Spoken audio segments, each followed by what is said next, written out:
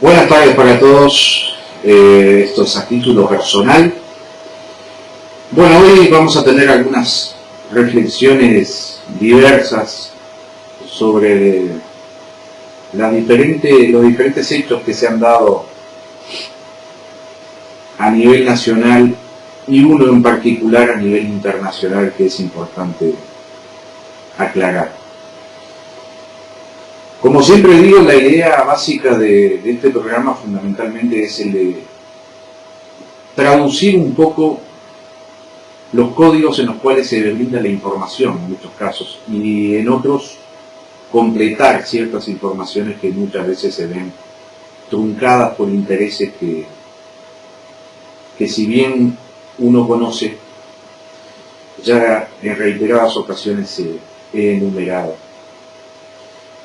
Con respecto al último acontecimiento del día de ayer, quería hacer una reflexión sobre estas últimas decisiones que ha tomado la Cancillería uruguaya y por consecuencia el Poder Ejecutivo sobre el pase de la presidencia pro tempore del Mercosur al país venezolano. Esto es algo claro. Nosotros lo hemos advertido en muchas ocasiones, pero queda aún más en evidencia los intereses políticos y partidarios y hasta económicos, pero no económicos para el país, económicos para ellos. No olvidemos aquellas valijas que se repartieron en todos los países populistas de Latinoamérica en campaña electoral. Esos compromisos evidentemente hay que pagarlos. Y lo que ha sucedido, bueno, pienso yo que yo lo catalogué en el muro, en la página que tengo, como vergüenza nacional. No dudo en decir que es una verdadera vergüenza nacional en base a la larga tradición democrática y de un trabajo en el exterior de la Cancillería uruguaya en otros tiempos, que siempre nos dejó en muy buena posición e imagen para todo el mundo.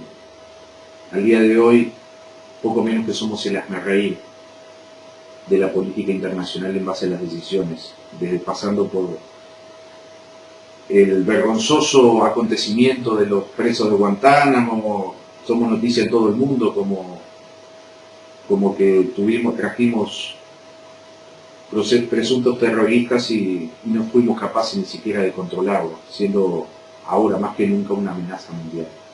Pero con respecto al caso de Venezuela, evidentemente esto va a traer cola, porque traduciendo los hechos, Uruguay ni más ni menos está consintiendo una dictadura y por consecuencia todos sus hechos nefastos para un pueblo como el pueblo hermano venezolano.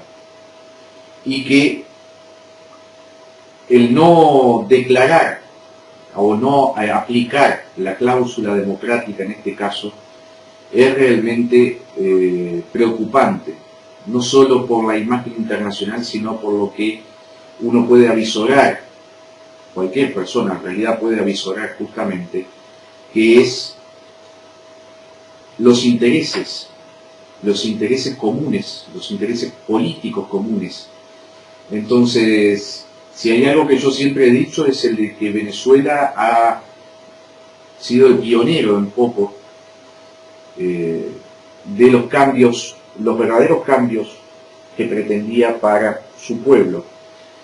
Uruguay es un proceso más largo, es un proceso que en base a la cultura que todavía subsiste en parte de la población hace que evidentemente el uruguayo sea más complicado de dominar como para hacer los cambios que sí lo hemos visto en otros países como Ecuador y Bolivia, por ejemplo. Entonces, esto lo juzgará la historia, este hecho lo juzgará la historia, y espero que el pueblo uruguayo reaccione más temprano que tarde sobre el trasfondo que hay de todo esto. Estamos quedando y dilapidando una imagen internacional de pueblo democrático, de idiosincrasia democrática. Pero evidentemente, para muestras, yo creo que hay más de un botón que ya han demostrado muchísimas veces cuáles son, repito, los verdaderos intereses que nos trae aparejado un gobierno que nos han querido vender y le han querido vender al exterior de esta democracia disfrazada, porque al día de hoy estamos todos espantados, todo el pueblo está espantado, todo el mundo está espantado de lo que está sucediendo, por ejemplo, en Argentina. En Argentina se están viviendo hechos muy relevantes en cuanto a lo que sucede con los destaques de corrupción en todos los ámbitos, una corrupción totalmente generalizada, extorsiones, asesinatos. Y acá poco menos que nos creemos libres de todo ese mal. Y aunque parezca fantasioso, como muchas cosas, porque normalmente esta guerra cultural que muchas veces he dicho de que nos han ganado con la complicidad de muchos miembros de la oposición, porque esas guerras culturales que ganó la izquierda en el Uruguay no han sido solo mérito de ellos, sino desmérito de quienes deberían haberla denunciado. Pero la realidad es de que el Uruguay está viviendo y seguirá viviendo por un tiempo más la misma situación que Argentina. Acá hay un Estado fascista. Hay que decir las cosas por su nombre. Acá hay teléfonos intervenidos, acá los posibles opositores con agallas tienen los teléfonos intervenidos. Acá han habido amenazas, acá han habido muertes dudosas. Entonces, no nos espantemos tanto de la realidad argentina cuando, si miramos con un poco más de atención, a pesar de que la prensa está dedicada poco menos que a tapar absolutamente todos los hechos relevantes que pueden denotar los verdaderos intereses de este gobierno. Yo sé que quien me escuche probablemente esté pensando, bueno, está delirando, está fantaseando, está haciendo melodrama con un país que para muchos todavía sigue siendo ejemplo de democracia en el mundo. Pero lo que está pasando acá es terrible. Más allá de lo económico, más allá de lo social, en el tema seguridad, en el tema de cómo se ha incentivado a que la gente pierda el hábito de trabajo, en muchas otras cosas. A mí ahora lo que me preocupa resaltar es la situación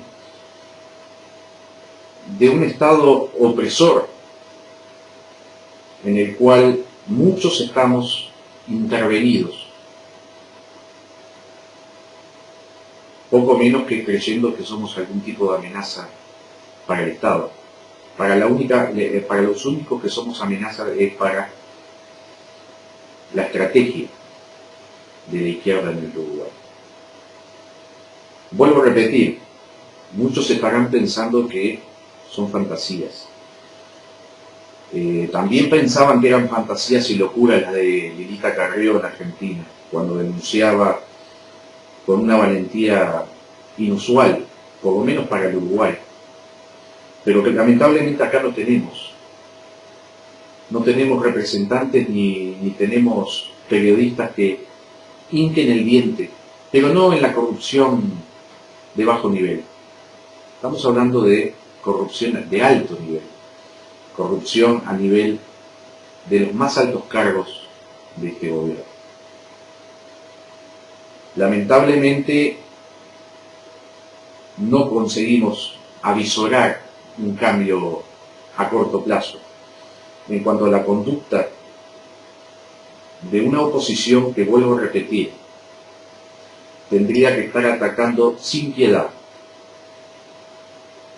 Ahora, cuando esto vemos que no sucede, evidentemente a uno le trae la duda y las preguntas que en este momento no voy a contestar, pero el porqué de ese silencio que muchas veces pareciera que fuera cómplice.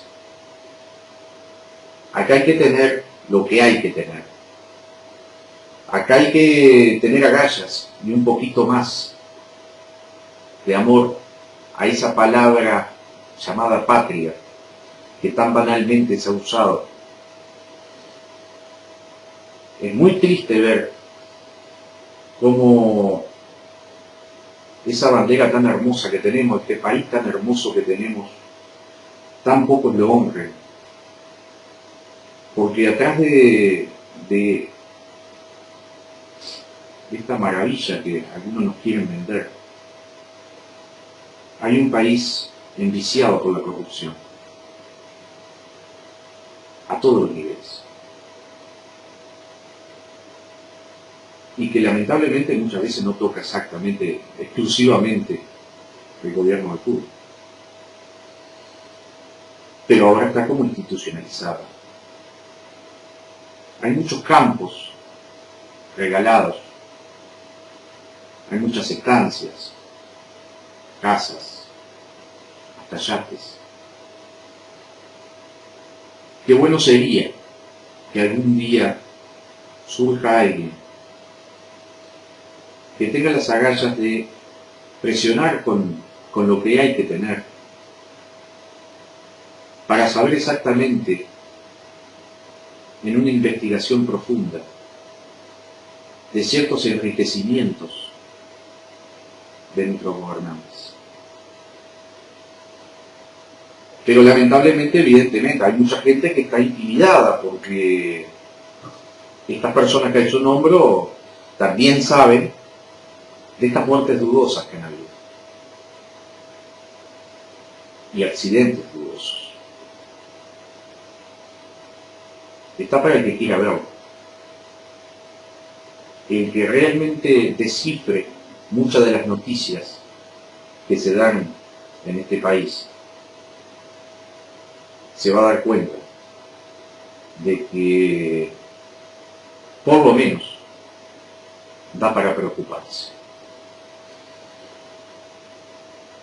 Yo en particular he estado anunciando ciertas cosas que no me voy a hacer más, por el momento no me voy a referir más a ellas hasta no tener las pruebas necesarias.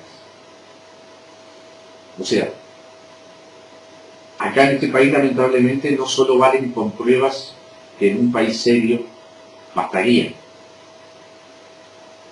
Acá hay que tener pruebas extras, evidencias que sean más que resalten demasiado a los ojos como para que realmente se tome cartas en el asunto. Quería hacer mención, un poco cambiando de tema, a esta elección interna de la coalición de izquierdas. ¿Hasta dónde quieren tomarnos por idiotas? Yo creo que a nosotros no, a la gente que realmente está con los ojos abiertos y que no ha esperado a que haya una crisis económica para abrir los ojos. Yo creo de que quienes avisoramos todos estos cambios, yo hace 1 año y medio que vengo diciendo que acá iba a reventar una crisis muy profunda, que todavía hay gente que no la cree, pero es solo cuestión de esperar, y ojalá me equivocara, pero lamentablemente las pruebas que estamos viviendo al día de hoy son más que suficientes como para darse cuenta de que vamos por muy mal camino. Conversaciones extraoficiales que han tenido algunos compañeros con jerarcas parlamentarios oficialistas ya han confesado que el país se le fue de las manos. la crisis es demasiado profunda. Y dicho por esta misma persona, hasta los tataranietos van a tener que pagar la deuda que se está generando en estos momentos y la que falta generar.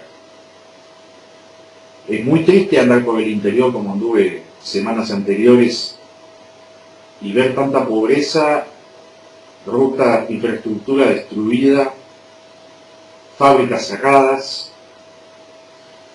Es muy triste que haya gente que todavía, acá en la capital, o en la zona metropolitana, como que desconozca la realidad terrible que se está viviendo en muchos puntos del país. En la elección interna, poco menos que, bueno, siguieron vendiendo espejitos de colores, diciendo para la tribuna como que había sido un éxito. Evidentemente no podían decir otra cosa, no viniendo de ellos. Entonces cuando uno ve que votaron, por ejemplo, un 50% menos prácticamente de la elección interna anterior, uno ve que realmente, ¿no? O sea, la fantasía con la que salen a la prensa a querer consolar a sus adherentes, es la verdad que lo definiría sin más ni menos que un chiste. Tomando en cuenta que hicieron votar a los niños, hicieron votar a gente en el exterior, y lo más tragicómico, que en ninguna parte se hace esta payasada, que es la desesperación hizo de que se podía ir y adherirse al Frente Amplio, asociarse, afiliarse al Frente Amplio en el mismo momento para poder votar. Era tal la desesperación que no me extraña que un gran porcentaje de los votos que obtuvieron fueron de los nenes que los papás habrán llevado de las orejas con tal de votar, y hacer un poquito más de número. Es realmente preocupante y vergonzoso que se le dé derecho a niños de 14 años para poder incidir, en definitiva a la larga, de elegir autoridades, que esas mismas autoridades incluso decidirán, como es costumbre en estos gobiernos progresistas y yo retiro la palabra progresista, porque ni siquiera son progresistas, en esta fantochada izquierda que se ha apoderado de Latinoamérica, o parte de Latinoamérica, cada vez menos por suerte. Uno ve que, por ejemplo, en el Frente Amplio casi todo lo decide la mesa política. O sea, incluso una decisión presidencial es tirada abajo muchas veces por una decisión de la mesa política. Entonces, ¿hasta dónde podría influir un menor de edad eligiendo una mesa política que después puede incidir en las políticas aplicadas por el gobierno nacional? Pero para hacerse cargo de sus posibles delitos penales, para eso no son suficientemente responsables los menores de 14 años. Esa es la paradoja. Entonces, evidentemente las cosas, diciéndolas como debe ser, uno le desmantela un poco este circo con el que han masificado a muchos uruguayos. Me encantaría leerles una no sé, no es poema, pero sí es una obra de Eladia Blasquez, porque me parece muy propio para este momento que estamos viviendo, pero no para la izquierda, el gobierno, no, para todos. Esto va dedicado para todos. Yo lo publiqué como dedicado para muchos y honrado por muy pocos. Se llama El precio de vencer. Y dice así: ahí van los trepadores, encaramándose, subiendo a una ventaja. Ahí están al acecho de lograr una preventa fácilmente y obtener sin esfuerzo más provecho, usando de escaleras a la gente. Arribistas de cada circunstancia, maestros recibidos en la escuela de pisar cabezas, decididos a no ser puntillosos ni decentes. Si la manera de subir es esa, alpinistas de falsas convicciones, mediocres e imperfectos, que a veces tratan de ensayar un vuelo que solo es un revuelo de un insecto. No les gusta luchar, la lucha es dura. Hay que tener agallas muy bien puestas, la dignidad, la honra, la postura y un concepto de altura y de la cresta. No les hagamos caso, planean tan bajito que es muy fácil bajarle la soberbia de un ondazo. Esto, vuelvo a repetir, fue escrito por Eladia Blasquez, argentina ella, y enmarcado fue algo que a mí me hizo, uno de los mejores regalos que me hizo mi madre de hace muchos años, para que yo tuviera como ejemplo cómo hay que proceder en la vida. Siempre que puedo lo publico, porque es bueno reflejarlo en la memoria a muchos, aunque poca esperanza tengo de que cambie su proceder. Esto honra lo que es la vida y lo que es el verdadero sentido de cómo proceder en la vida. Solo espero que a muchos les reconforte y que muchas veces les haga recordar las buenas enseñanzas que pudieron haber tenido sus propios padres. Así que por esta semana es todo. Y bueno, nos veremos la semana que viene, una vez más, a título personal. Muchas gracias.